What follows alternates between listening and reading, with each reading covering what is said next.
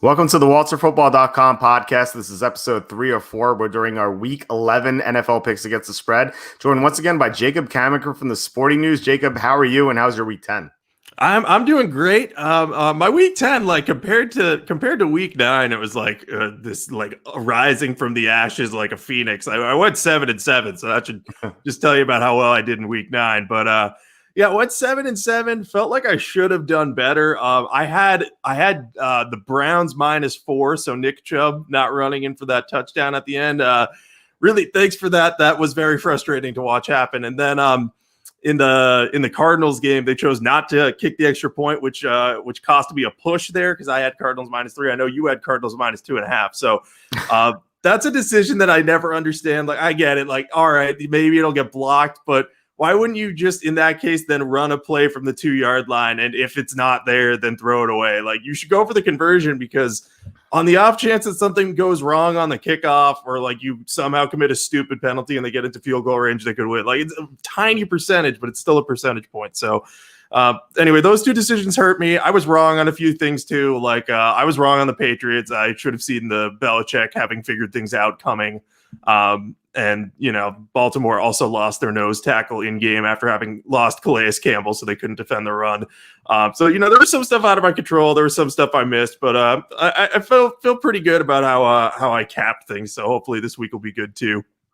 Yeah, that Cardinals game is so tilting. Like, I bought down to 2.5, and like to make matters worse. And when that Hail Mary happened, well, first of all, the Cardinals were up by 3 like the entire second half. It felt like, or at least the fourth quarter. And then Buffalo got the touchdown after doing nothing the entire fourth quarter. And then you know, it felt like you lost. And then Kyler Murray threw that Hail Mary. And I looked at the score. I'm like, oh, man, it's only 2. And then I saw there were 2 seconds left. I'm like, oh, yeah, we're going to win this. I was like, please don't miss the extra point. And then then Kyler Murray takes the field. I'm like, they're going for 2? And then they kneel down. And I'm like, oh, my God, this is like the worst. This is like the most feel bad beat. Like, I understand the logic behind it. I agree. I think you probably should like try to run it in or something. I don't know. Yeah, I can at least understand it. Also, kind of got a little screwed betting wise on the Redskins because I had +3, but it was like +3.5 the whole week. And then so if you combine those two things, like we would have had a winning week if we got the right numbers. Instead, we went 5-8-1. But in the Super Contest, it went 4-1, so I can't really complain about that. So yeah, I didn't really like last week's card. Like we were talking beforehand before we had to submit our Super Contest picks. Like I just didn't feel anything. Like it felt like there was like no real edges. I felt like until we got some news on Arizona and then Detroit. So I faded those two teams, or faded Buffalo and Detroit. But yeah, I mean, this card I think looks a little more promising, but I might change my mind later. What do you think about this card before we begin with our picks? Yeah, I think it's a pretty solid one. I think anytime you get the pre-Thanksgiving week, there's always going to be some motivational edges because you have a lot of teams playing on Thursday, so that can impact the games. So I think that's helping us a little bit. I think there are some injuries we can capitalize on too. I will just say that I'm very glad the Bears are not playing this week because I am very sick of their line looking good and them failing miserably because they can't do anything on offense. So I'm very angry at the Bears, and I will be the rest of the season. They've been nothing but trouble for me this year. I got like maybe one of their games right, and everything else has been wrong. Yeah, I think I've been more wrong about the Bears than any other team this year. I think I'm like 2-7 against the spread, even though I called them as overrated when they're 5-1, and yet I'm still 2-7 against the spread picking the Bears games. Yeah, I'm glad. I'm glad they're off the card. Although I'm rooting for their under 8. I think it's under 8.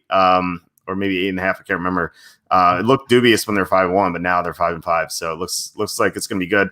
So anyway, please hit subscribe if you're watching on YouTube, or the like button or notification bell, or share this with someone who likes football. It would mean a lot to us. We're almost at 2,000 subscribers, which like isn't a huge number, but we just started this channel recently. And a lot of people don't know about it yet. So that'd be really cool if you could like it or share it. That'd be awesome. Anyway, we have our first game, which is like, it looks like a great Thursday night game. Cardinals at the Seahawks.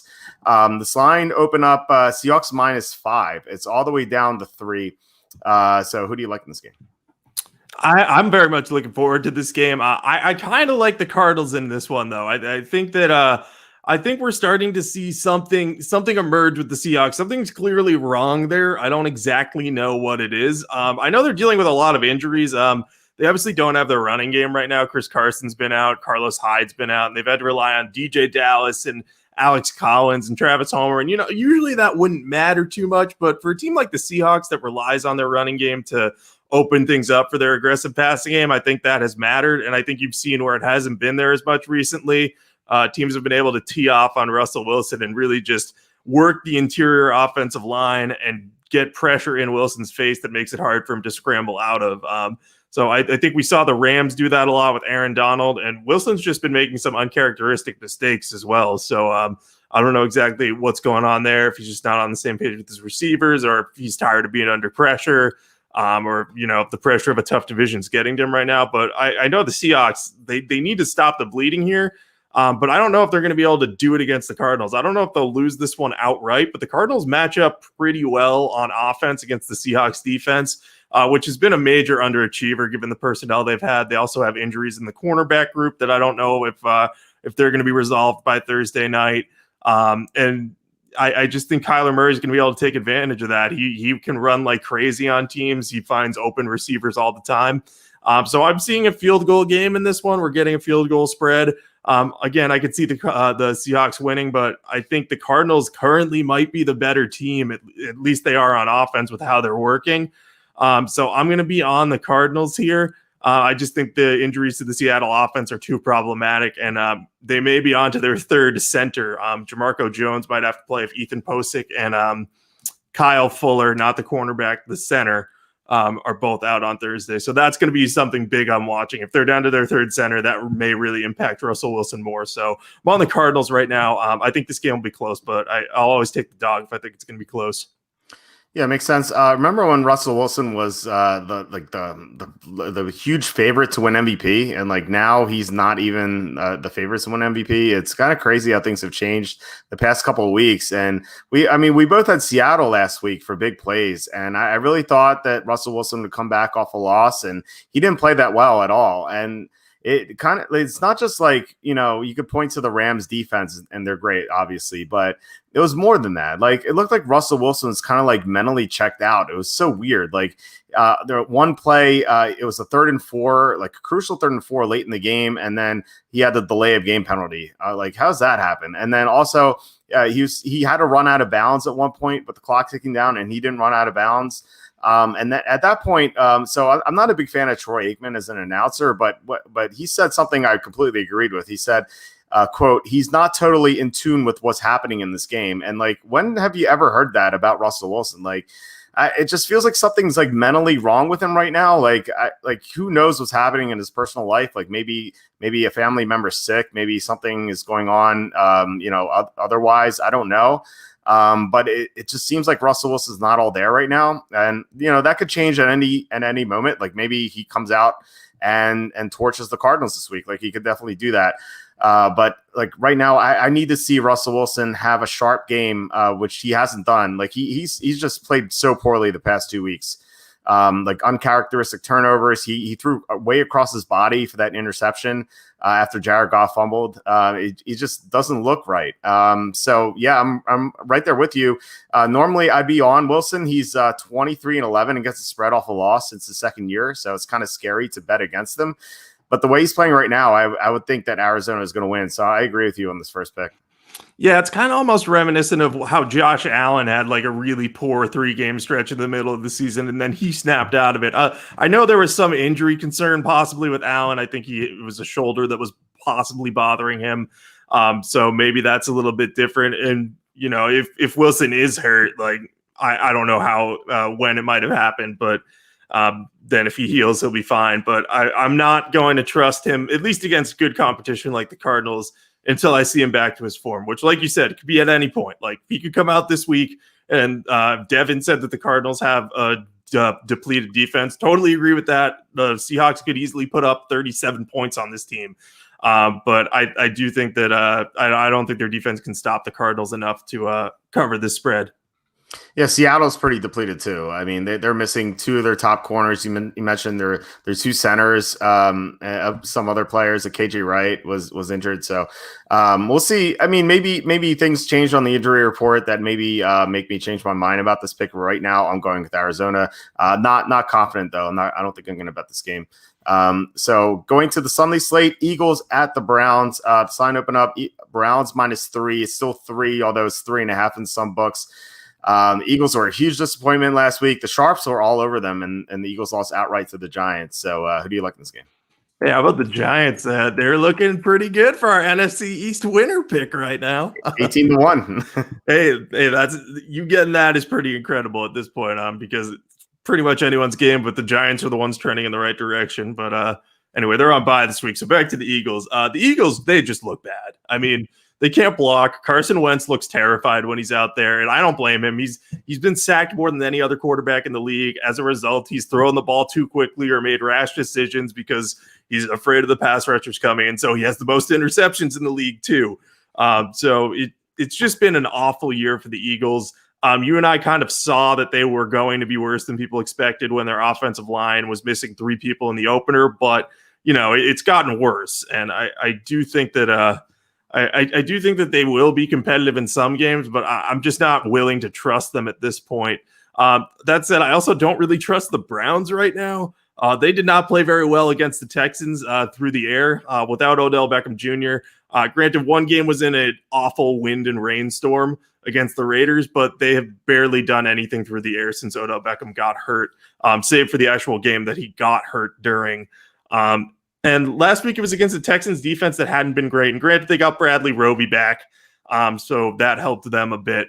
But, I mean, they're going to have to run the ball if they're going to be successful. And that's the only reason they beat the Texans. And it was just barely, and they scored only 10 points. So I'm not in love with the Browns. I do think they should cover against the Eagles because the Eagles don't have a very good secondary, and they're not very good at defending tight ends. So I think Cleveland's going to have to use the likes of Austin Hooper and maybe get Harrison Bryant and David Njoku involved more.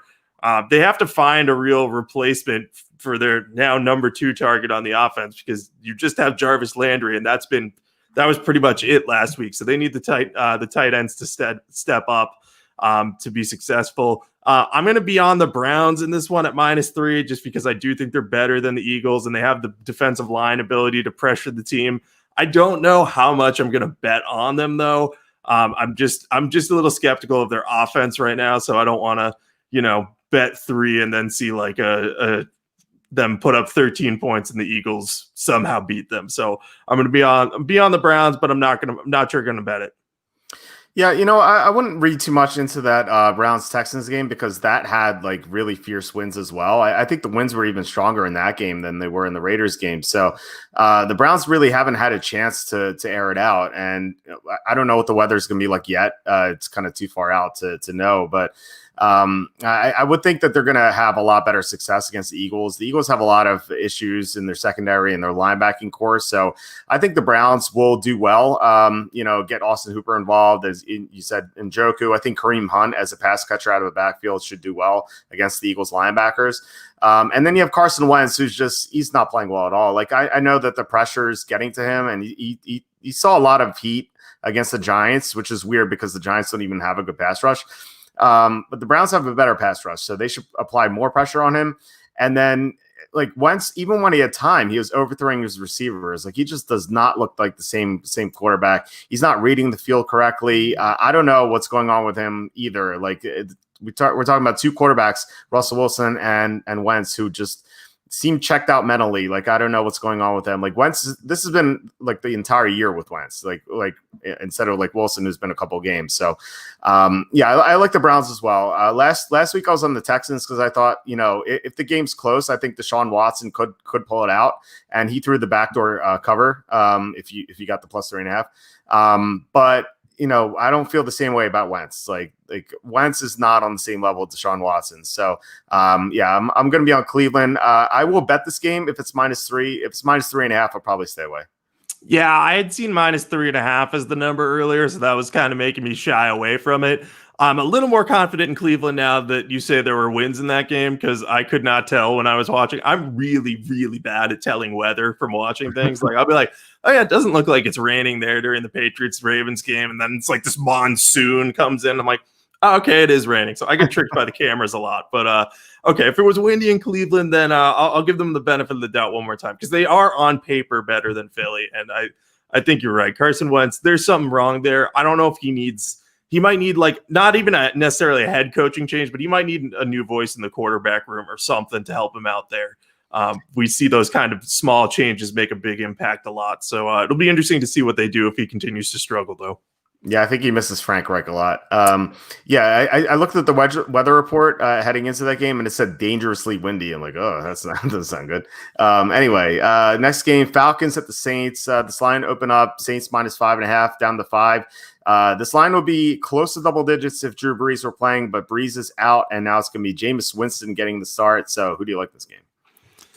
I like the Falcons pretty good bit in this one. I just think this is a good time to fade the Saints. And I know Jameis Winston is coming into the game, and Jameis Winston at any point can just decide, all right, I'm going to throw 5 interceptions in this game and we're going to be fine. But I'm thinking that with Sean Payton's coaching, maybe we'll have cleaned that up a little bit, or maybe they'll play it safe and kind of do a little bit of what Teddy Bridgewater did when he came in to lead the Saints last year, and just focus on making safe throws, get it into the hands of the playmakers, and they'll move it down the field. So I think the game plan will be a strong one for Winston. They're not just going to let him uncork it the whole way down the field. But I still think that he could make a lot of mistakes. And I think the Falcons defense in particular is playing a lot better than people realize right now. Since Raheem Morris, I keep calling him Raheem Mostert, it's a real problem. Since he's taken over as the Falcons head coach, they're, I think, 3-1, and they've just been much better on defense. They've got some personnel back at the cornerback position. Foyesade Aluakun has played very well at linebacker. So I think that the Falcons are going to keep this one close. All they have to do is make sure they contain Alvin Kamara enough and don't let him go crazy, and then force Jameis into a couple of interceptions, which, might be hard if they come out with a game plan, but it's possible that he might not, he might try to throw downfield or might throw into some mistakes. If you get pressure on him, he'll unleash the ball, even if he's falling to the ground. We saw him do that a lot in Tampa, and it was always extremely frustrating. But I just think that the Falcons are going to be better off. I think that their offense will be able to move the ball, especially if Calvin Ridley can play. We don't know about that yet, but he was running with the trainer. And the Falcons are pretty well rested. The Saints might have like a little bit of an emotional letdown after they lost Breeze, kind of beat the 49ers still, but now they're getting this division rivalry. But are they going to be amped up for it? And the Falcons definitely will be, and they always play well against the Saints. So I'm going to be on the Falcons here. Yeah, these games are always close, or unless one team is like really banged up. And I think you pointing out that the Falcons are 3-1 with Raheem Morris, like they'd be 4-0 if it wasn't for that goal line mishap by Todd Gurley. But I think it's just more than Morris. The Falcons have gotten a lot healthier recently. Like Julio Jones missed 3 games. I'm counting the Packer game where he played like a quarter and a half. So he missed 3 games where they went 0-3. So if you take those 3 games out, they'd be 3-3 right now, with one of the losses being that Detroit game, another loss being that the Dallas game where they blew a huge lead. And so the only other loss was against Seattle in week 1. Seattle was back then was one of the best teams in the NFL. So, this Falcon team, I think, is a lot better than most people think they are. Also, defensively, they were missing one of their 2 corners for a while, and now they're all healthy as well. So I think this is like one of my the Dolphins aren't underrated anymore because people know how good they are. I think the Falcons are my new favorite underrated team because they've been playing a lot better. They're still a little weak against the pass, and their pass rush isn't great, but they're really good against the run, and they could put up points because Julio's healthy, and then Calvin Ridley might be back, and Matt Ryan's still playing extremely well. The offensive line for Atlanta is outstanding.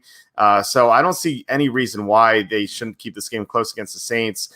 And then you have Jameis Winston, who, like, does Jameis Winston deserve to be favored by 5 points against a competent team? Like, I really don't think so. So I look back to see how he does as a favorite of more than 4 points in his career. He's 2-3 against the spread, so it's like not a lot. It's like a small sample size. But the 2 wins against the spread he's had, one was against Mike Glennon, and the other was against David Blau. So I like my chances with Matt Ryan getting 5 points here. Yeah, I think you're dead right. I also I do think the Saints are a little bit overrated right now. We've seen them play excellent games against the Buccaneers, but we've also seen them, no, I don't want to say play poorly, but they've been kind of flat in some other outings. They played some close games against lesser teams. So, and I think where the Falcons are a divisional rival, the Saints, maybe kind of looking at the Drew Brees injury and assessing what their team is. I think the Falcons should cover this, and I'm just not willing to trust Jameis Winston yet. I think he'll be better than he was in Tampa Bay because he's had different coaching, but I don't think he's going to lead them to a win over a quality team or, a big win rather. I agree. Yeah. I mean, I think it's more likely than not that we'll see turnovers. I feel like, with a lot of good coaching, it could be good eventually, but it hasn't even been a full season yet. So I think people shouldn't be expecting too much from Winston. So we're 3-3, 3-for-3 in agreements. We can't really agree on this one because there's no line. So Lions at the Panthers, there's no spread because we don't know if Teddy Bridgewater is going to play or not.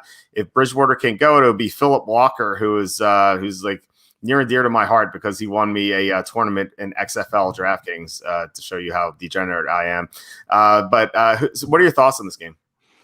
Yeah, so I was leaning towards the Lions when when it was looking like, oh, Teddy Bridgewater's knee thing's minor, he should play, and now we're not sure. I think it was a -3 line for the Panthers, so it was +3 for the Lions. I will most likely be on the Lions unless this line switches massively.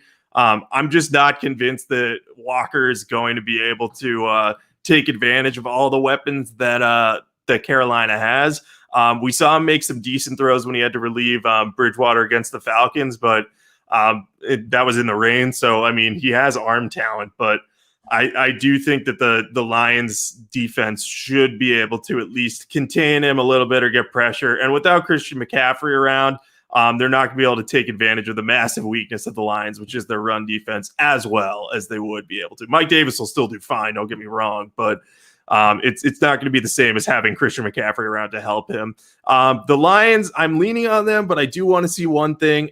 If Kenny Galladay's back, I'll almost certainly be on them. I think their offense is going to play better with him. But even without him, we saw them play against Washington's defense, take a 21-point lead before they blew it late, which is kind of the MO of the Lions and the MO of Washington, to make ridiculous second-half comebacks only to come up short with some heartbreakingly stupid thing happening in it. So I kind of don't put a ton of stock into everything that happened there. I think the Lions offense could easily put up a bunch of points in this game, especially if Galladay's back. So I'm probably going to be on Detroit here, but we'll wait to see the line. If it's something like, oh, Detroit's going to be -6 in this game, obviously I would probably take the home team in that one. Yeah, I hear you. I agree with that. So Kenny Galladay is definitely an injury we have to look out for. Another one is Trey Flowers. So the Lions have been missing their top offensive weapon and their best defensive player the past couple of weeks, and that's one of the reasons why I liked the Redskins last week.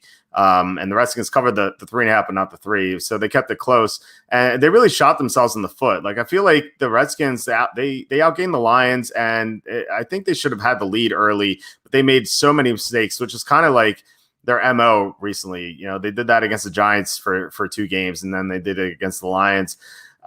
So I think if Teddy Bridgewater plays and Galladay and Trey Flowers are out, I'm going to be on the Panthers. If they're both in and Bridgewater plays, I might be on the Lions. And then if Philip Walker is playing, I'll probably be on the Lions. I love what Walker, how he looked in the XFL. Like, he was the best quarterback in that league. And like, he's a decent passer, but he's not Teddy Bridgewater. So I don't think he can take advantage of the receiving core. And then, he's a scrambler as well. So that's kind of, that'll play a factor. But, if Trey Flowers is back in the lineup, like, he can cause a lot of problems for Walker. So we have to see what the line is. We have to see who plays. I have the pick up on waltzfootball.com when there is a spread available. But right now, I would say I'm leaning toward the Lions right now, because I don't think Bridgewater is going to play, and I think we'll see one of Galladay or Flowers come back. But that could definitely change. Yeah, I think that's exactly what I'm thinking. There's no reason to bet on Philip Walker in his first NFL start. That's just what I'll say. If he comes out and looks great, then great. Then we could think about it. and he was great in the XFL. A lot of fun to watch. I'm glad he's a backup. He deserved it. It's always good when those guys in those leagues get a chance and actually, get a chance to prove themselves. Yeah, I used to play 20 lineups per weekend for XFL, and Philip Walker would be in all of them just because I knew like he would be the highest scorer. Like it was so easy. Just pair Philip Walker with two of his receivers, running back with another player on the other team, and then fill out the roster anywhere else. And I actually won a tournament that way. I couldn't believe it. I never even watched the XFL. I watched his games, a couple of his games, but that's it. Like, so I definitely I'll be rooting for Walker if he plays. So I would count that as an agreement. So we're 4-for-4 in agreements. The next game is Patriots at Texans. So I opened up Texans -2.5. It's now Patriots -2. It's actually a Patriots -2.5 and it went back to 2. So who do you like in this game? Yeah, as massive of a swing as that is, I still think I'm on the Patriots here. I kind of think the line was a little off to begin with. I don't think the Texans are good enough to be favored by 2.5 points over most teams in the NFL. Let alone the Patriots. And, the Patriots haven't been good this year, and they've had some bad games, especially recently. Their game against the Jets very much discouraged me. I called the dynasty over, which I should have known would prompt them to win a game they weren't supposed to. That's kind of what always happens. And there are two major things at play in this game. The first thing is the Patriots' strength is running the ball. The Texans have one of the league's worst run defenses, and they've actually allowed 250 more yards to running backs than any other team in the league on the ground, which is absolutely ridiculous. Like, that just shouldn't be possible. They've already had their bye week, so it's not like they've had like an extra week of action compared to these other teams. So that's a massive advantage for New England, who wants to be a ground first team. The other aspect in play, I mentioned this last week, this is Romeo Crennel's Super Bowl probably. It's like going to be what I would imagine is his last chance to beat Bill Belichick because I don't think he's going to get a head coaching job. So this is just his interim head coach chance to beat his former boss. So there is motivation there. It's also probably part of why they didn't look so great against Cleveland, because I think he was looking ahead to this game. So there will be a ton of motivation on the Texans side, at least from Crennel.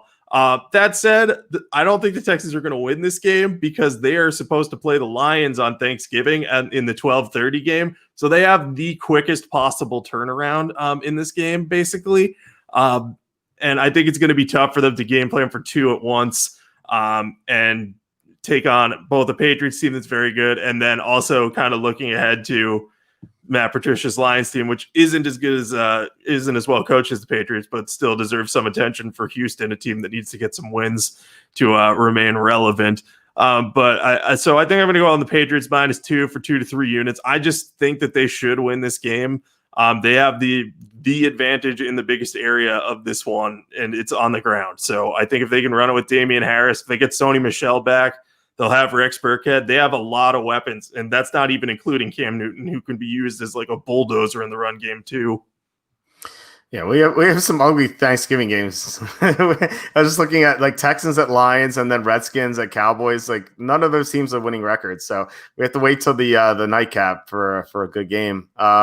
But yeah, so we're on the same side again. I like to bet against these huge line moves, and like it's now a 4.5 point swing. But I think the original line was incorrect. Like, why is Houston -2.5 over the Patriots? I think that was made because the Patriots almost lost to the Jets, and that was kind of an overreaction to like the line that would have been beforehand. So like the advanced line, would probably be the right one. So yeah, I mean, like what you said is absolutely correct. Like the Patriots should run all over Houston. I really can't see the Texans stopping the New England offense at all, especially with Cam Newton now healthy. Like I feel like there's still negative stigma attached to the Patriots, even though they just had the win over Baltimore. People probably remember that the ugly loss to the Niners and the loss to the Broncos, which looks even worse now considering how bad Drew Lock has played since. But Cam Newton was not healthy in that game. And I remember you tweeted out something that a coworker of yours tweeted out where Cam Newton hit his hand on a helmet of a Denver player. And so now Cam Newton's healthy. The offensive line is healthy as well. It seems like the Patriots are trending in the right direction. The Texans are definitely not. So yeah, I like the Patriots here at -2, -2.5 or whatever. If this were -3.5, I would actually consider taking the Texans because, Deshaun Watson could throw a backdoor score or something like that. And it's not like the Patriots are full strength defensively, like although they might be if Stephon Gilmore plays. So I'm right there with you on the Patriots. Yeah, no, I think it's the right call. I hate looking at massive line moves and betting with them, but I think this one was just wrong. You outlined exactly why. And yeah, Mike just brought this up, and I checked on my phone. Stafford does have a partially torn ligament in his thumb. Ian Rappaport says he's expected to start still, but that's definitely something to keep in mind, because if it's in his throwing hand and we saw him doing it on the sidelines during the Washington game, that's definitely going to be something to consider, because if he can't get a good on the ball, he might have trouble throwing. So for Carolina, Detroit, we may have two banged up starters, or one banged up starter and a backup, or possibly two backups. We don't know at this point. So that one will be fun to watch throughout the week. Might be time to win some more money on Philip Walker. I'm looking forward to it. It might be. If Walker starts and Stafford starts, it might be a Walker game. Yeah, I remember a couple of years ago, Stafford had an injured thumb as well. It was a year where the Lions actually were in contention for a playoff spot. I actually think they made the playoffs that year, and they just lost almost every game down the stretch because Stafford had an injured thumb. And so I would definitely not bet on an injured quarterback. I think that's something you should definitely avoid, because Stafford's not going to be 100%. So with that in mind, I would definitely switch to the Panthers. And I will probably lean in that direction as well. Okay, awesome. So 5 for 5. Let's see. Yep. We keep going. Next game, Steelers at the Jaguars. This line opened up Steelers -9.5. It's up to 10. So who do you like here? I'm going with Jake the Snake Luton and the Jags again, because my fear of him has been justified both times. The first time I didn't bet on him, and we got burned by backdoor cover. So that one was kind of like, that was really annoying for us because we had the Texans in that one. Then last week, the Jaguars somehow just contained the Packers for most of the game and kept it close. So that was weird. I can't really explain that, other than Jake Luton has some magic power that puts him in the lineup and makes him able to cover. Now, I want to say this. I'm on the Jaguars for one reason and one reason only, and it's because the Steelers are probably going to be distracted by the game against the Ravens that they have on Thanksgiving night.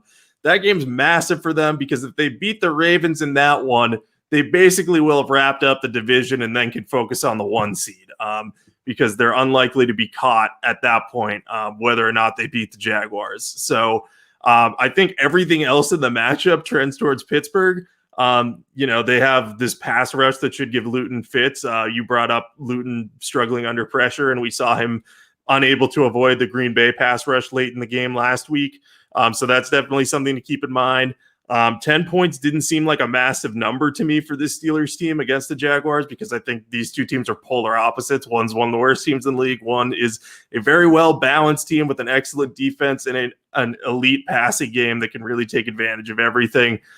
But it's that look-ahead factor that's making me say, is Pittsburgh really going to come out here, be super motivated for the Jaguars, and be able to cover 10 points? They should. It's definitely something they should do, but I'm not convinced it's going to happen, especially where the Jaguars have kind of gotten out to quick starts with Jake Luton at the helm, and just, made it harder to cover those spreads that they've been up against. So I'm going to be on the Jaguars here with an absolute no bet on this one, because I'm not confident in the Jaguars actually doing this, but I do think the motivation is enough that I would avoid the Steelers in this one. I just think it's a classic letdown spot, especially ahead of a short week. Yeah, so Jake Luton is 2-0 against the spread, but he's played the Texans and the Packers, and both those teams have bad defenses, especially with considering Green Bay was missing Jair Alexander and Kevin King, so both their starting cornerbacks. And Pittsburgh's defense is so much better than anything Luton has seen so far, and he's going to see tons of pressure. It could be very bad for Luton. I could see him having like a Nathan Peterman type game where he throws 5 interceptions or 6 interceptions. I think this could get ugly. It could easily be 38-0. Like it could really happen that way. However, what you're saying is absolutely right. Like the Steelers there's no incentive for them to play 100% in this game, because they play the Ravens, not just the Ravens, but Ravens in 4 days, and they're coming off a divisional win. So what's the incentive here? And there are also several games ahead of the Ravens in the division. So it's not even like this is a must win to keep up with Baltimore.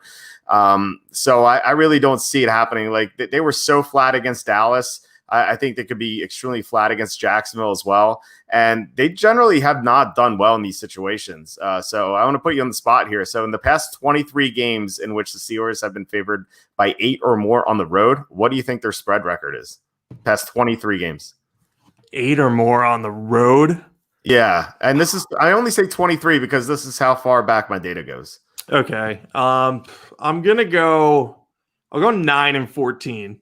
They're 4-19. So just invert the numbers. Wow. They're 4-19 against the spread as favorites are 8 or more in the past 23 times.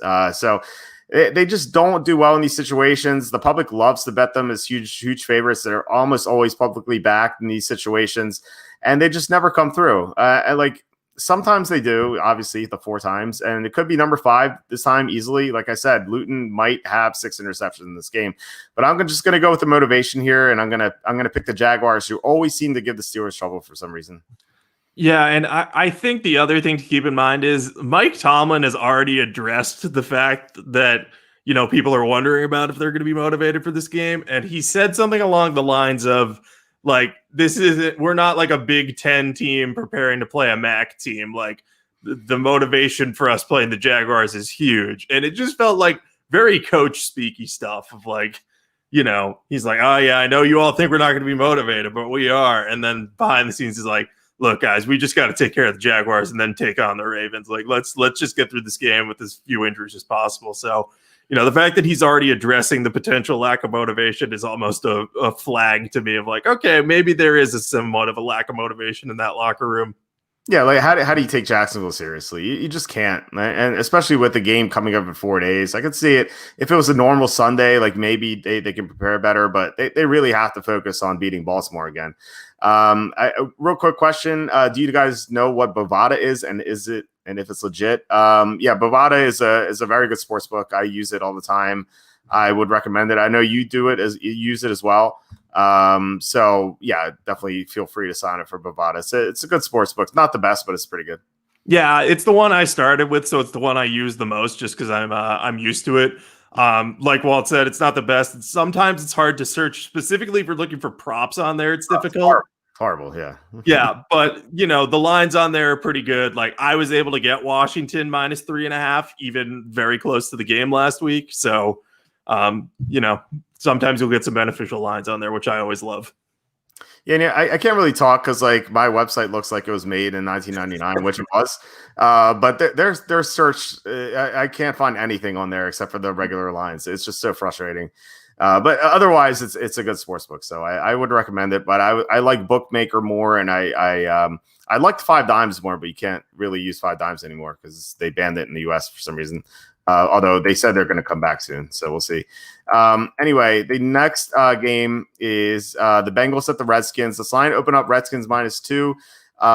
Still 2 in some places, but it's off the board in others. I'm not sure what happened. Maybe someone tested positive or something.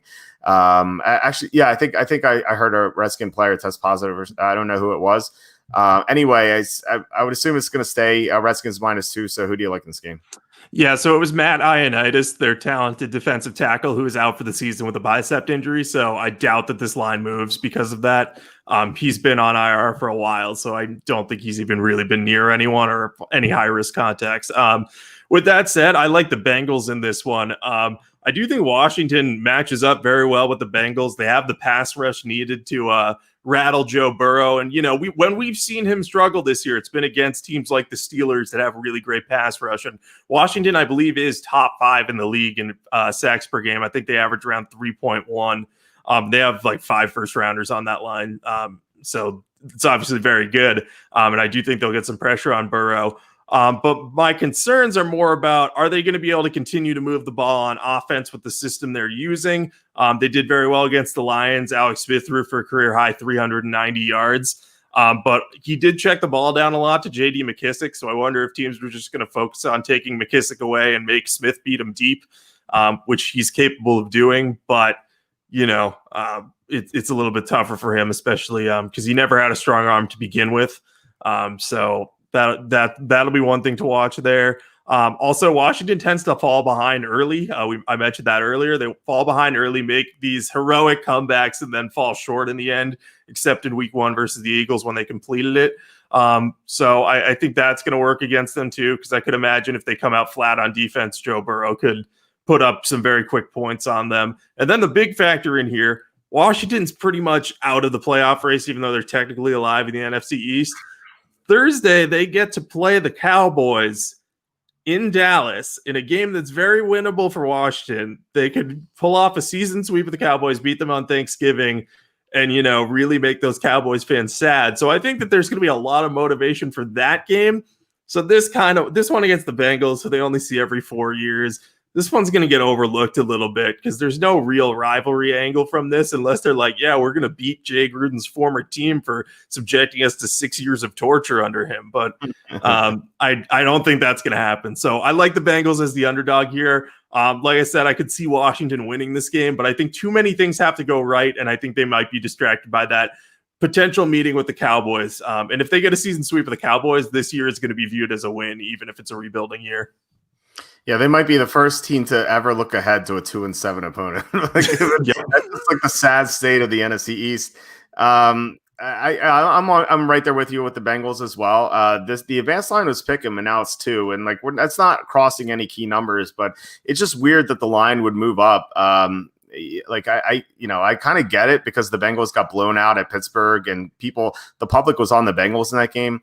And then the Redskins almost beat the Lions, even though the Lions aren't quite as good as people think they are because they have so many injuries. So I don't agree with this line move because the Bengals, they've done very well this year, except for the 2 games where they had to play on the road against the Ravens and the Steelers. Joe Burrow has done very well otherwise since week 2. Where they kind of started to air it out more, and then T. Higgins has emerged, and I just think that Joe Burrow should do well against the Redskins. And I know people are going to be like, oh, Washington has a great pass defense. That's all I heard going into the weekend. And I kind of look at the quarterbacks they played so far, except for Kyler Murray, Carson Wentz, who stinks this year, Baker Mayfield, who's just below average, Lamar Jackson, who's struggled this year as a passer, Jared Goff, who I don't really like at all, and Goff had a good game, and then Daniel Jones twice. Those are the quarterbacks they faced this year. So it's no wonder they're second against the pass. Stafford lit them up, even though he's missing Kenny Golladay. So I think Joe Burrow should do just as well. So when factoring that in, plus the possible look-ahead situation, I think the Bengals should be should win this game. I think they should be favored by field goal. So I definitely like Cincinnati. Yeah, that number 2 pass defense is an absolute mirage because a lot of what happened too in those games when they lost to Cleveland, they committed 5 turnovers. So teams didn't have to drive very far to get points. Same thing happened against the Giants in the game that Kyle Allen got hurt. There were 5 turnovers. So they had a couple of massive turnover games where the teams just didn't have to move the ball that much. So I've been talking about that with my boss a little bit because it's like, yeah, Washington has a top 2 pass defense, and it's like, yeah, it's a little bit of a mirage though. Maybe don't start the guy who's going up mostly against Kendall Fuller in fantasy, but the rest of that secondary can be beaten. Yeah, and Landon Collins is out too. He's missed the past few games, so definitely it's just going to get worse. And if Matt Ioannidis has been missing as well, so definitely down some personnel. And I think that pass ranking probably will be around 14, 15, 16 by the end of the year. I think, I guess I don't know which quarterbacks they play after this outside of, I know they have to play Carson Wentz again. And then they play Andy Dalton. So it's could get better, but I don't know who else they play. So we'll figure that out. The next game, Titans at the Ravens. This is the last of the early games. So the Ravens opened up, if I could find it, the Ravens opened up -7. It's down to 6.5, and then it went off the board. I guess there was a positive test of some sort somewhere. So who do you like in this game? I like the Titans in this one for 2 to 3 units, I think. I think a lot of what I'm going to bet on this game depends on if Brandon Williams is healthy. But we saw, like I mentioned earlier when talking about the Patriots, before Brandon Williams went out of that game, Baltimore was doing well against the run. Not spectacular, but they were limiting the Patriots enough. The minute he went out, Damian Harris started going off, and Rex Burkhead started going off, and they couldn't contain the Patriots on offense at all. I think that's going to get compounded playing a Tennessee team that has a very good offensive line and a Tennessee team that has Derrick Henry, who, once he gets a full head of steam, forget about trying to tackle him. So I think that's going to be a massive advantage for the Titans in this one. And we talked about this as well. The Ravens have a game coming up against the Steelers that they're probably going to be looking ahead towards. They'll be looking ahead to it less than the Steelers because, Baltimore actually has to win to stay in the wild card race. They're currently the 7th seed, which is mind-blowing. There are just a lot of 6-3 teams out there. But I think there's going to be a little bit of a look ahead. And meanwhile, the Titans are in a little bit of a skid of their own. They're 1-3 in their last 4. They only beat the Bears. They'll have that mini bye to prepare. Mike Vrabel's a good enough coach that I think that will matter. And I think he's going to look at what the Patriots did and say, hey, there's no reason why we can't do that. And Ryan Tannehill, you can throw just as well, if not better, than Cam Newton, so long as you avoid interceptions. So I think that the Ravens shouldn't be this heavily favored in this contest. I still think that they could come out victoriously, but people seem to forget a little bit that the Titans had a very good offense until these last few weeks, and then things kind of stagnated a bit for them. But where Derrick Henry figures to have a good matchup if Brandon Williams is out here, I think that's going to benefit Tennessee. So I like Tennessee plus 6.5 here for sure. What do you think about Devin's question? Are the Ravens overrated? I think they're a little bit overrated. I think a lot of people remember last year's team when looking at them, and this just isn't the same team. They lost a lot of people on the offensive line between Marshall Yonder retiring and Ronnie Stanley getting injured. And then defensively, they added some guys. They added Calais Campbell.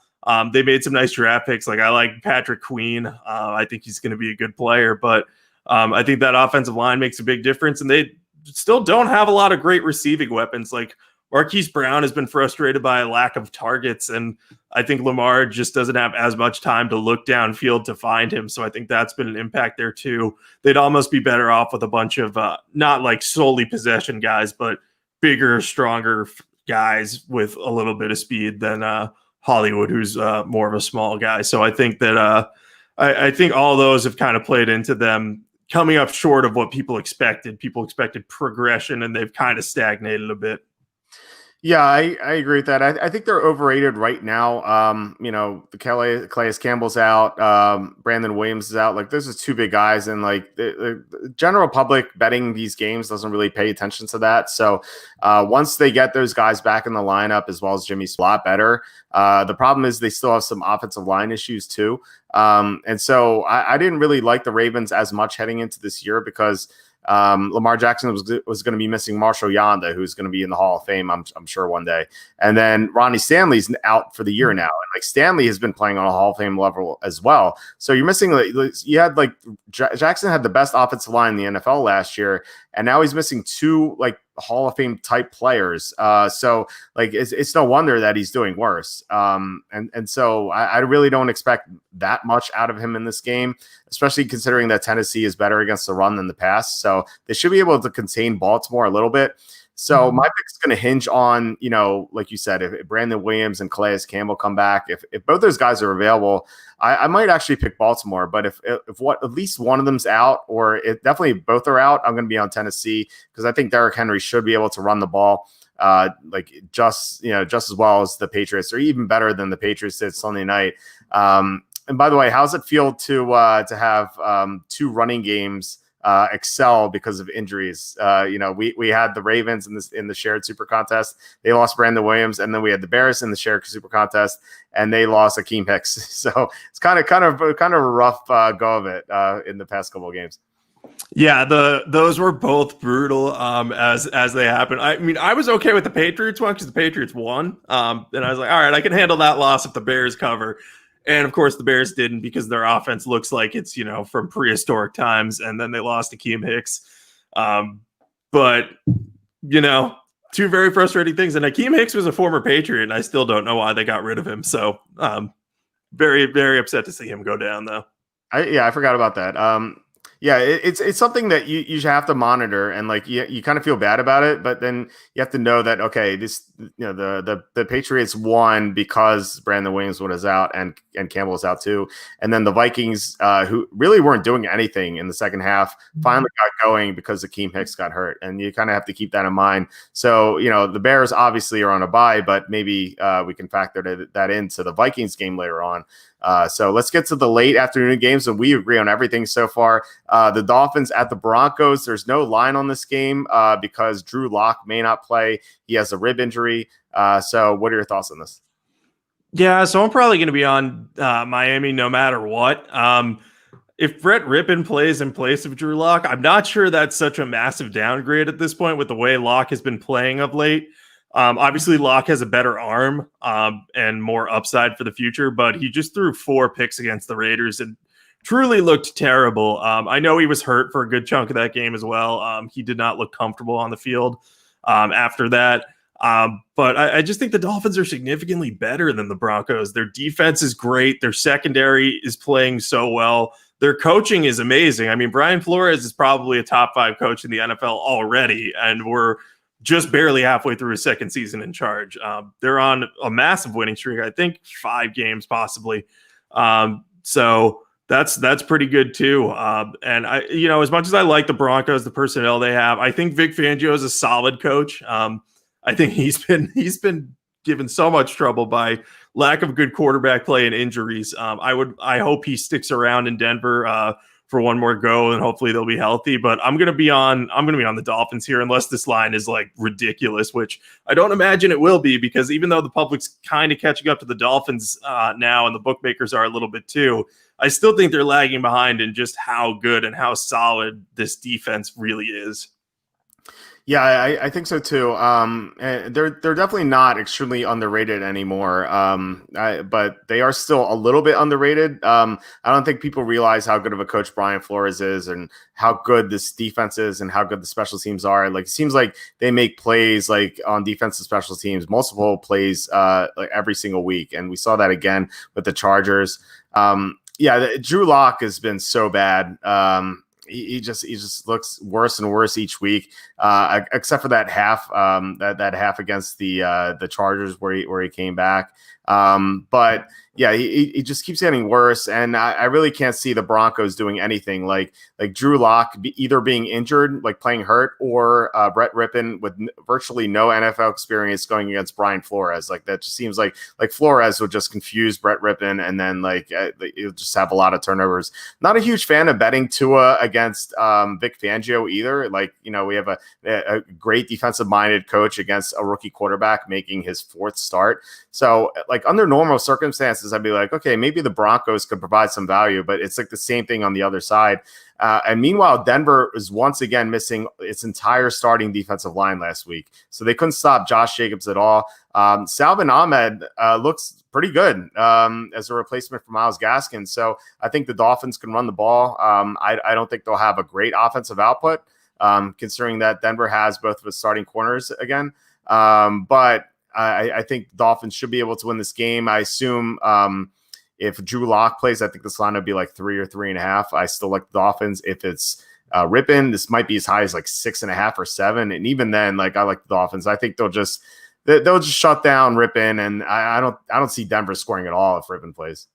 Yeah, well, just remember how Rippon did against the Jets. Like, he put up a lot of points early, but then late in the game, he made a bunch of bad throws that resulted in turnovers and almost played the Broncos out of that game against the Jets and Adam Gase on a short week. So I don't have faith that he will do well against Brian Flores either. So even if the line gets up to 6.5, 7, I will be on Miami as well. I just want to make one more note about the Dolphins backfield. They just keep randomly getting college running backs who went to Washington, and then they turn out to be good, with between Gaskin, who wasn't on any of our radars as a potential starter coming into the year, though he was a 7th round pick a couple years ago and barely ever fumbled in college. And now Salvin Ahmed comes in. He went to Washington. I think he might have backed up Gaskin or worked in tandem with him. And now, hey, they've got a decent 1-2 punch when both are back and healthy. So I'll be interested to see how they do moving forward. Yeah, me too. Although I think they might just draft a running back. Those guys have done well, but they're not like great backs. There's some really good running backs in the 2021 class. So we have some questions about the weather issue. I just looked a quick peek at the weather, and it says it's going to be 45 in Denver. So like not too bad. It's not going to snow or anything. So it should be fine. And then this question: when was the last time Denver had a good quarterback besides Peyton Manning? Obviously John Elway, but Jake Plummer took them to the AFC Championship in 2005, I believe. So like Plummer had some good years. He wasn't great, but he had some good years. But yeah, John Elway is definitely the answer. All right, Jets at the Chargers. The line opened up Chargers -10. It's down to 8.5. So yeah, the Jets are back and they're back to losing. So who do you like here? Yeah, I think I'm losing my mind. So you're probably going to have to talk me off the ledge on this one. But I'm currently leaning on the Jets for no money because I refuse to bet on Adam Gase. But this is why I'm leaning towards it. Like the Jets are well rested. They're getting healthier. They're going to have their top 3 receivers. And as we saw against New England, that's a pretty good trio between Denzel Mims, Rashad Perryman, who was very good at the end of last year for the Buccaneers. He just wasn't healthy at the beginning of this year for the Jets. And then Jameson Crowder, who's been a really great slot threat the past handful of years between Washington and New York. So I think the Jets could keep this game close. I know Joe Flacco's the starter, and that'll scare some people off. But he played pretty well for most of the game against New England before he had a late interception. So I think that he could stay afloat here. The big thing I'm going to be watching is if Joey Bosa can come back. He's been dealing with a concussion for the Chargers. I think that if he's back and can get some pressure on Flacco and force turnovers, I would probably switch my pick. I'm probably not going to bet on this game either way, though, because this line is too big for me to bet on the Chargers, a team that has a knack for losing one possession games. So I know we saw them beat the Jaguars by 10 points earlier in the year, but I have a tough time imagining that they're going to, not blow the Jets out, but you're looking at close to a double-digit line here.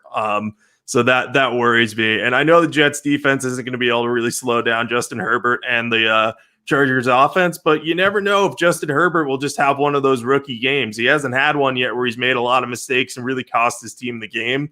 But if he comes out and, throws an immediate interception, or the Jets go down and score and then he throws a pick 6 or something, you're talking the Jets are down 14, the Chargers aren't going to cover. So I'm on the Jets here for absolutely no money. I do not like the Jets. I do not think they're good, but I do think that they can keep it close against the Chargers team that's, got some talented pieces, but has not put it all together at all this year. I hear what you're saying, and I definitely think you make a good point, a good case for the Jets. Like I think the Jets are not as bad as people think they are. Like they're still the worst team in the NFL, but they're not like horrifically bad as they were in October because they finally have, as you said, their receiving core, Crowder, Perriman, Mimsy, like they're all going to play. And it sounds like they're going to go to LaMichael Pirine instead of Frank Gore, so that should help as well.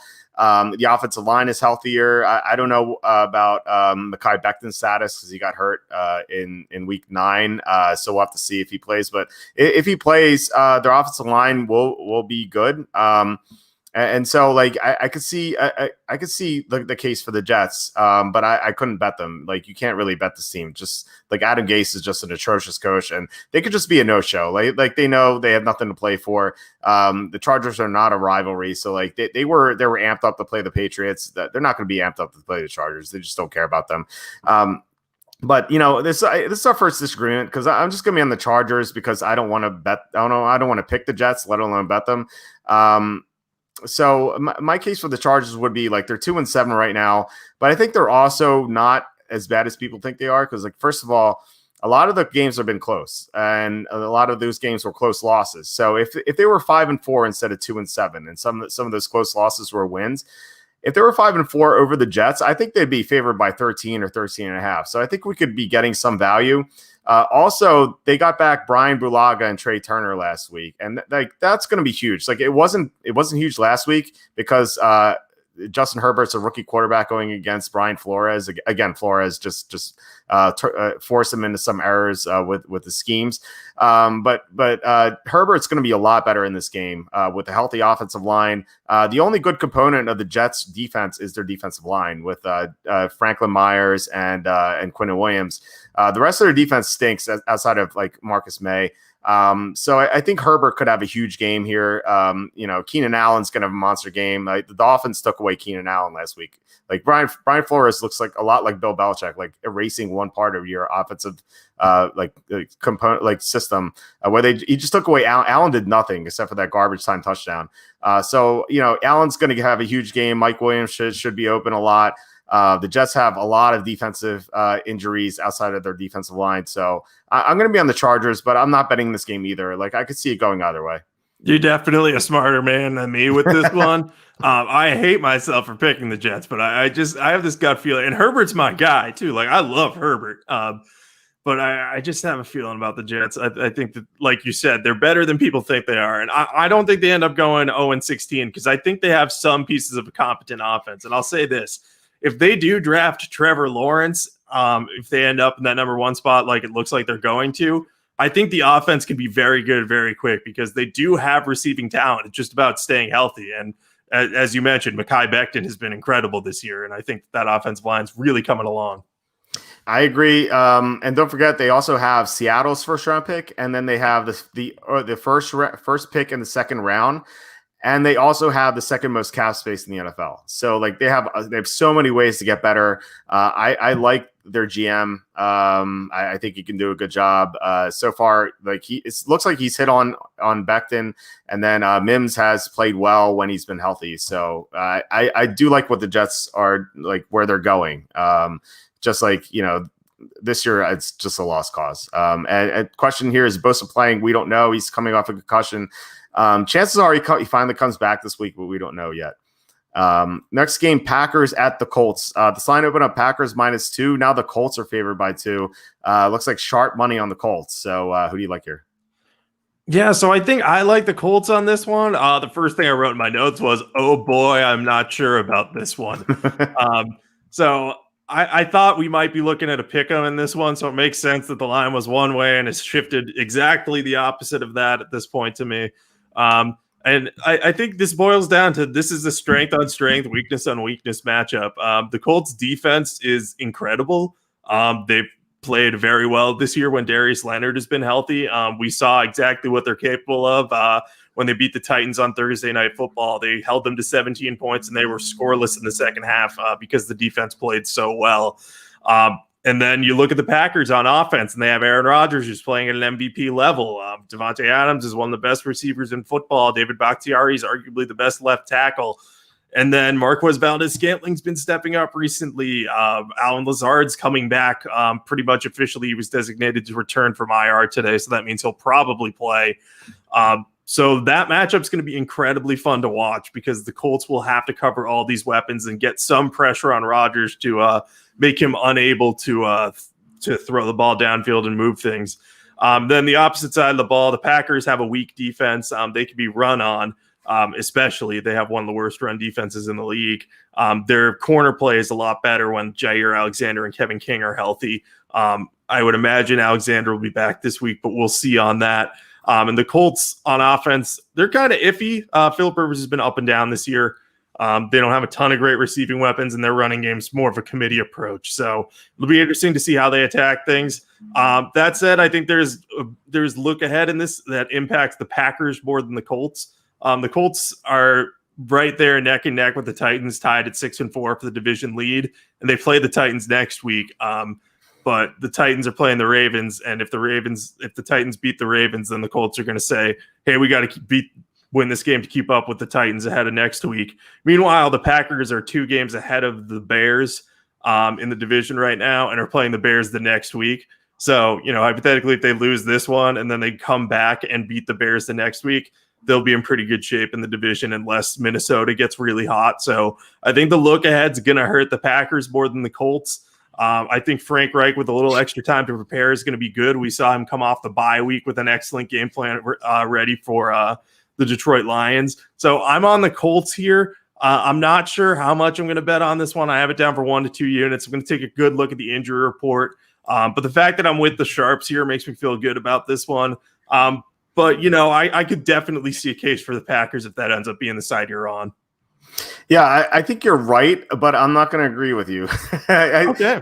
I think the Colts are the smart play, right? Like, Frank Reich, as you said, extra time to prepare, and he's a very good coach, so that's going to benefit him a lot. The Colts should be able to run all over the Packers. The Packers have a weak run defense, and the Colts up front should win easily.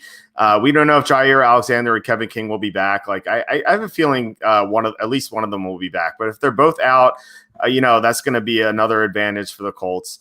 And Aaron Jones is like a key to that offense. He's not going to see any running room because the Colts have one of the best run defenses in the NFL. And also the Packers are a publicly backed underdog. The Colts are getting sharp money. Everything says the Colts should win. And also I agree with your motivation here. Not necessarily that the Packers will be looking ahead to the Bears, but because the Packers don't really need this win, whereas the Colts need it more. So I agree with you there. So I agree with everything you've said thus far, but it's still Aaron Rodgers is an underdog. It just seems like Rodgers should find a way to beat Phillip Rivers at the end. Doesn't it? It feels like the Colts will outplay the Packers in this game. They'll outgain them. They'll be up the entire game, and then Aaron Rodgers will win at the end. I feel like that's what's going to happen. Sort of like we saw Ravens at Colts a couple weeks ago, where the Colts were outplaying the Ravens for most of the game, and then the Ravens ended up winning at the end.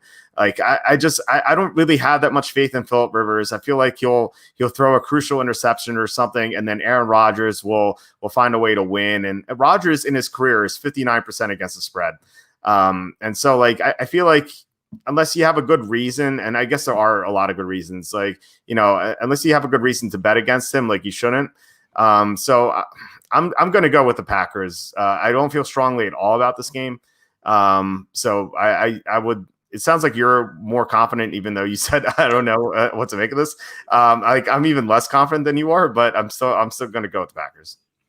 Yeah, and you kind of hit on my number one concern. All the numbers say the Colts should be the right pick, but my head and heart are also but Aaron Rodgers, man, he's good enough to beat anyone if he's on.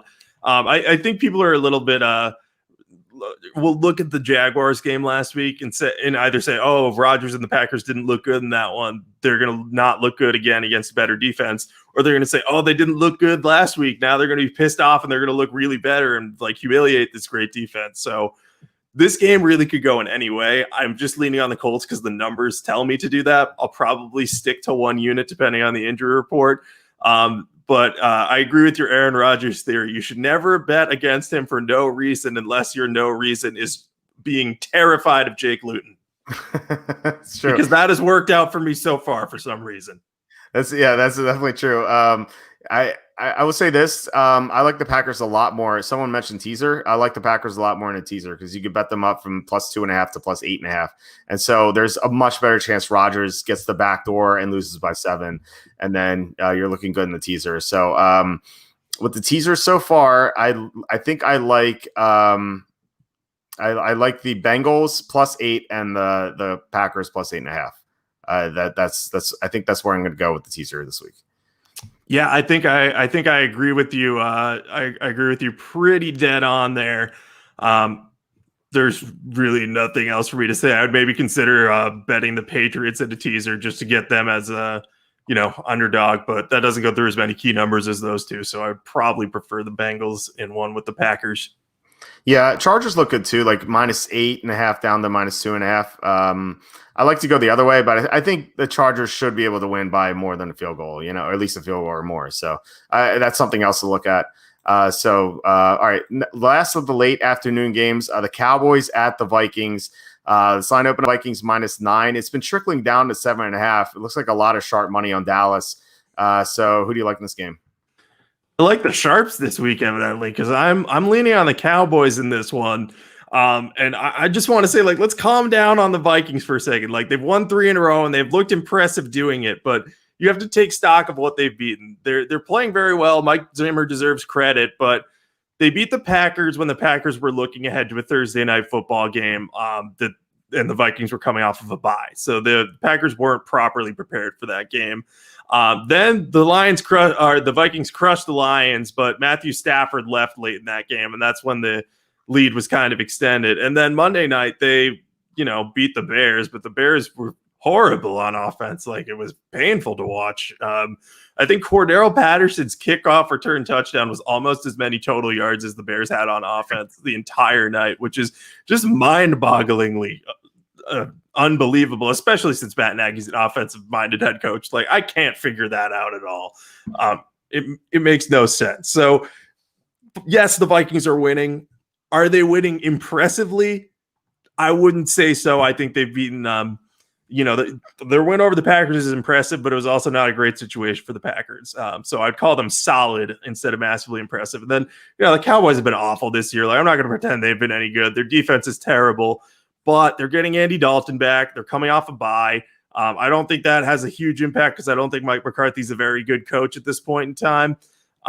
But if they can balance their poor defense by playing well on offense, if Andy Dalton isn't constantly under pressure, if he can get Ezekiel Elliott the ball and Zeke can, generate some yardage against the Vikings run defense, that'll give them a chance to open things up a bit more for the passing game. And the Chargers corners Vikings corners have not been good this year. They give up more yards to receivers than I think every team in the NFL except the Seahawks. So I think the Cowboys have the personnel to take advantage of that and keep it close. They'd have to do it in a shootout, but if they're getting 7.5 points, we're getting a lot of key numbers, 6 and 7 here. I think the Cowboys can cover that even if it's backdoor. So I'm going to be on the Cowboys here. I have no delusions about betting the Cowboys heavily, so I'm probably on for 1 or 2 units here at most, and I'm going to want to see the injury report. But I do think that against this defense, the Cowboys should keep it close. Yeah, so Atlanta is my number one underrated team right now. I think Dallas is number 2. And I know that may sound crazy because they look terrible at times this year. They're 2-7. They've had some ugly losses, but they haven't been healthy for a while. Obviously their 2 tackles are still out. Dak Prescott's still out, but that's kind of it. Like they've gotten a lot of players back from injury. Right before the bye, when they played the Steelers closely, almost beat Pittsburgh outright. They had their linebacking core fully on the field for the first time all year, and they shut down James Conner. So, while Dalvin Cook is better than James Conner, I still think that they could limit Cook enough to make Kirk Cousins have to throw. And what you're saying about the corners is true. Like their pass defense, those numbers are terrible. But I think this could also be a mirage, like the other way we saw with Washington, where the Cowboys are going to be better than they were against the pass because they're getting some players back from injury as well. Chidobe Awuzie is going to be back for the first time since week 2. And like having him on the field is going to be big because he's their best corner. He's their probably only good corner, I would say. So having him around should be able to take care of one of those receivers. So this Dallas team is going to be better defensively. Offensively, they're getting Zach Martin back for this is the second game, I think. He was out in that ugly loss to the Redskins, but he came back against Pittsburgh, and Dallas moved the ball like at times. So I think they should be able to protect Andy Dalton better than Dalton last saw. And I think a big mismatch in this game, I feel like, is Amari Cooper, Michael Gallup, and CeeDee Lamb going against the Viking cornerbacks who they're so banged up in the secondary. I thought Chicago would be able to take advantage of that, but Nick Foles is just so inept. And I guess Andy Dalton could be just as inept, but I like, outside of Allen Robinson, I like the Dallas receivers a lot better than what Chicago has with Anthony Miller and Darnell Mooney. So I think this line is way too high. I made this line, as crazy as it sounds, Minnesota minus 3.5 when factoring in Dallas's bye and plus Minnesota being on short rest. I think this is going to be a close game. I'm not surprised the Sharps are on the Cowboys. So Dallas is going to be a big play for me. Yeah, and I think I feel more confident in them now hearing that.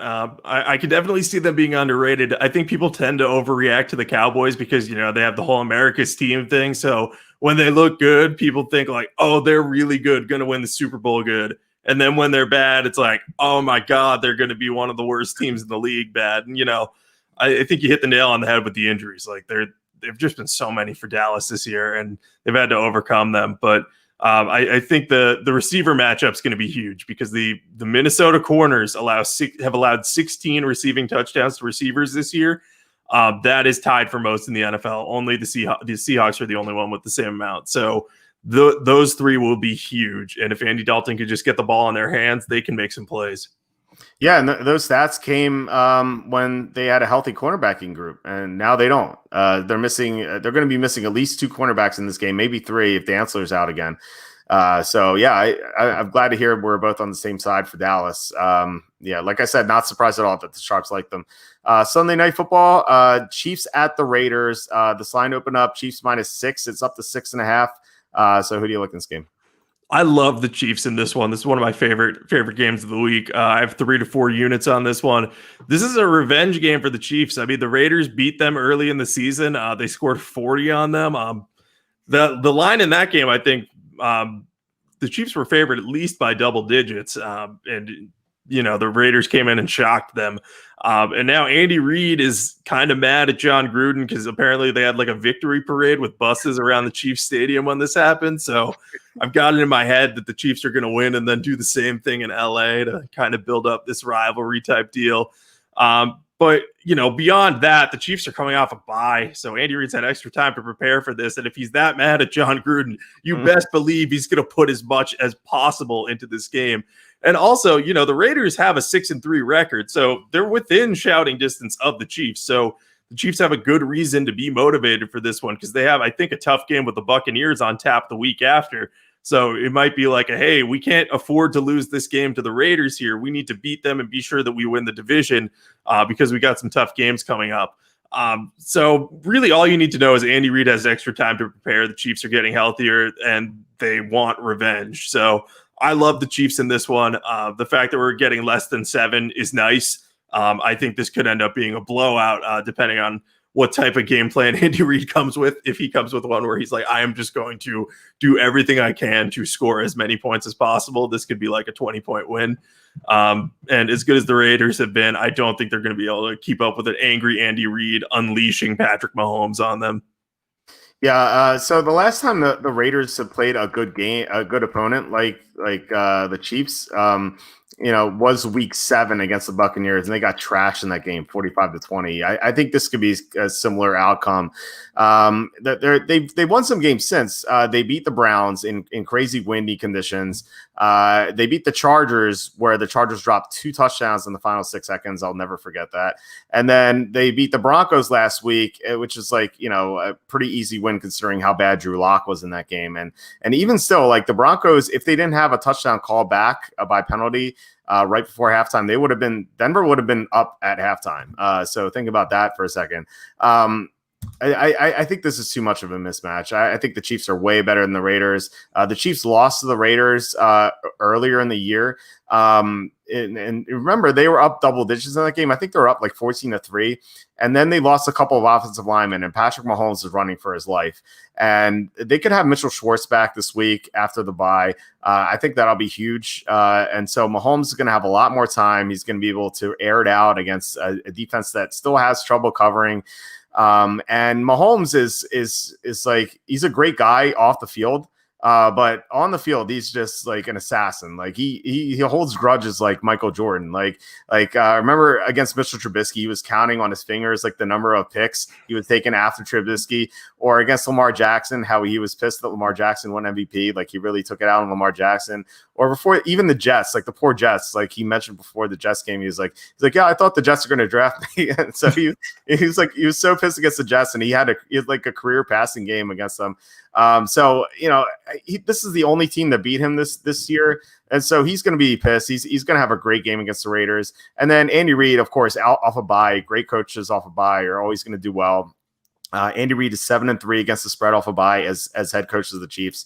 So with all that in mind, I think the Chiefs win this one going away. I completely agree with your pick. All right, I'm glad to hear we're in on that one because I'm looking forward to this game. I love watching Patrick Mahomes play angry. It's one of my favorite things is watching great players that hold grudges. There's nothing better than it. Oh, it's amazing. Like it's so cool to see because he loves football, and like he just Like the fact that he holds a grudge like that is so cool. It's like I said, Michael Jordan used to do that all the time, like a giant chip on his shoulder. Tom Brady too. Tom Brady would never forget that he was drafted 199th overall, and it's Mahomes as great as he is, like he still has a chip on his shoulder, which is awesome. All right, the Monday night game, the Rams at the Buccaneers. This line opened up -3. It's up to 3.5 in some sports books, but you can still get at this moment -3, -130, which is not appealing. But I think like 3 is a huge key number, so you might consider it. So who do you like in this game? Yeah, I like the Bucs a little bit in this one. I'm not a huge fan of this matchup though, and I'll tell you why. The Bucs, they've been bad in prime time this year. I think they're 0-2 or 0-3 against the spread in prime. 0-3, yeah, 0-3 in prime time. The last one, of course, being the game against the Saints, which I must have erased from my memory because it was so just horrible to watch. And then the other thing is the Rams generate a ton of interior pressure because of Aaron Donald. And one of the number one things that Tom Brady has struggled with through his career is when pass rushers get in his face from the interior. So I think the Bucs are obviously going to game plan to try to take that away as much as possible. But you can only take Aaron Donald away to a certain extent. And if Brady's has to move around a ton in the pocket, like he's good at climbing it, but if he has to run out of there, you don't want him doing that a lot. So those two things worry me. But I do think this isn't a great matchup for the Rams. Jared Goff is awful under pressure, and the Bucs can sure as hell get a lot of that. And, we've seen their weapons haven't been as good in recent weeks. Cooper Kupp's had his share of struggles. The tight ends haven't been very good. And it was really Josh Reynolds who was their leading receiver last week. So I think the Bucs will try to take away those bigger name guys and just focus on like, hey, if Josh Reynolds is the guy, we'll live with that right now. And as much as I like Josh Reynolds, I don't think that he's a super dynamic, big time playmaker that's going to put a ton of points up on the Bucs, especially if Jared Goff's under pressure. There's also some look ahead for the Rams. They have a potential revenge game against the 49ers, which means a little bit to them. I don't think it matters that much because the Bucs, are a top team in the NFC. If the Rams win this one, it's going to be like, oh, the Rams are legit. So I don't think it's that big of a deal, but it was at least worth mentioning because depending on how the division battle's going, they may be more focused on that. But I'm still going to be on the Bucs here. I'm not going to bet this one heavily. I might go 1 unit on it, or just check out the injury report or see if Tom Brady has any motivation, that's like really nagging at him and really him wanting to play very well. But I think the matchup's not great for either team, but I think it benefits the Bucs more.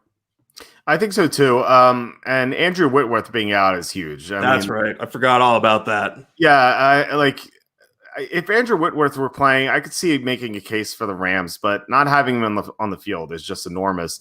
The Jared Goff is, he needs everything perfect around him to be good. And he's going to see a lot of pressure in this game. And he's also not going to be able to do play action. He's been excellent on play action this year. But the Buccaneers have the number 1 run defense in the NFL. So they're not going to be scared of the Rams running backs, kind of like the Seahawks were. Seahawks couldn't stop the run at all, and then they fell victim to play action. Buccaneers are not going to have that problem. And it seemed like the Buccaneers have solved their issues, with the blown coverages. I thought that having a whole week off would really help them there. And the Panthers did nothing against them in the second half. In fact, the Panthers needed some turnovers in the first half to get going. So I think Tampa is I kind of wonder if they know how much of a disappointment they've been on national TV. I mean, they lost to the Bears, for crying out loud, on national TV. So I think that they might be more motivated to get out and have a good game against the Rams. So I think that might be an angle as well. And I also think the spread's a little too short. I made this line Buccaneers -4.5. I'm just not a big fan of the Rams. They beat their 6 wins have come, 4 of them came against the NFC East teams, and 2 of those games were close. They almost lost to Dallas and the Giants. So how good can they be? Their 5th win was against Chicago. So that's nothing. And then their 6th win was against Seattle. And we pointed out earlier that Russell Wilson was just not himself. So I think this Rams team's overrated. I think the Buccaneers are still a little underrated because people remember how ugly that game was against the Saints. So I think the Buccaneers should be able to win this one.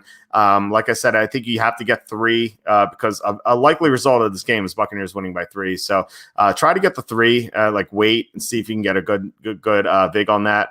Otherwise, I like Tampa here. I'm not sure if I'm going to bet this game heavily, but it might be a big bet depending on, we'll see if Ali Marpet comes back. Like that'll be huge for the interior pressure as you talked about. So this probably be like a 2 or 3 unit bet for me. Yeah, that makes sense. I could see going up to 2 units if Ali Marpet's back. I completely forgot about Andrew Whitworth. Like I knew he was out, but I did not put that in my notes. So that's massive because their backups are what? Bobby Evans and Joseph Notaboom. Like they might play outside. Like, yeah, the Bucs will find a way to take advantage of that. You can best believe that Todd Bowles will have some blitzes dialed up for the left side of that line. Yeah, I think so too. I can see Goff having an ugly game. All right, let's get to teasers here. Not teasers, Survivor. So we had the Saints last week. It looked ugly for a while, and then they came back, and the Niners kept muffing punts. And so the Saints ended up winning. This is an ugly slate for Survivor. Like I was trying to find a good option without having to lean on the Vikings because, I like the Cowboys a lot, and I think there's a chance that the Cowboys win outright, a decent chance the Cowboys win outright. But, like someone mentioned before, like, do you like the Dolphins? Yes, but I use them in week 6. Also, I like obviously the Chargers, but I use them in week 7. I would love the Steelers, but I use them in week 9. So any of those teams would be great for Survivor, but I don't have them available. So regrettably, I have to go with the Vikings in Survivor this week, unless you can talk me into someone else. Oh, let's see if I can talk you into anyone you haven't used yet. Probably not. I agree with you. This is a pretty bad Survivor slate. I guess of all the ones you haven't used, and I wouldn't want to do this, but if you had a stronger inkling when looking at the injury reports and everything, if the Bucs were looking better, like Ali Marpet's coming back, and maybe the Rams have some injuries we don't know about, then I would consider the Bucs because I do think that game could get out of hand quick.